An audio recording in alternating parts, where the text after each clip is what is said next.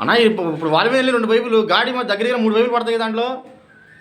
ఈ పైపులు నీకు 2 పైపులు పట్టినాయి, గాడి ఎక్కువ ఉందంటావు. అవును, ఎక్కువ ఉంది మరి. గాడి ఎక్కువ ఉందంటే మనకు కావాలని గాడికి ఎక్కువ పెట్టాం. ఎందుకు?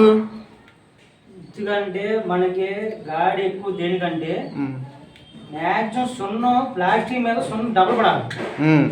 సున్నం పడితే నీకు క్రాక్ రాదు. అంటే గాడి ఎక్కువ కొడితే పైప్ టు పైప్ కి గ్యాప్ ఉంటే క్రాకులు రావంటున్నాను. క్రాకులు రావు. ఇప్పుడు ఇది ఉంది ఇలా పెడతావు, ఇక్కడ వేస్తాం, సున్నం మాలు పడుద్ది.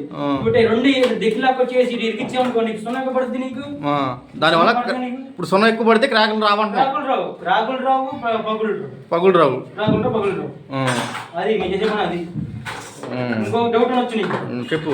ఇక్కడ ఏంటన్నా అడుగు కొట్టేసామంటావు. ఇక్కడ దగ్గర కనపడుతుంది. ఇది ఎంత గ్యాప్ ఉంది? ఇది ఎంత గ్యాప్ ఉంది? ఇది ఎంత గ్యాప్ ఉంది? అందులో ఈ గ్యాప్ అందులో పడి ఉందిగా. అందులో అందులో ఉన్నాయి. నీకు ఇలా మొత్తం 4 ఆనిస్తే ఏమవుతుందంటే నీకు సున్నం పట్టుకోవద్దు.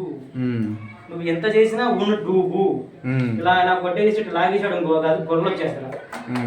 మందులో మనం ఏం చేసేది అంటే గ్యారెంటీగా సున్నం పడుద్ది. పడుద్దా? పడుద్దా?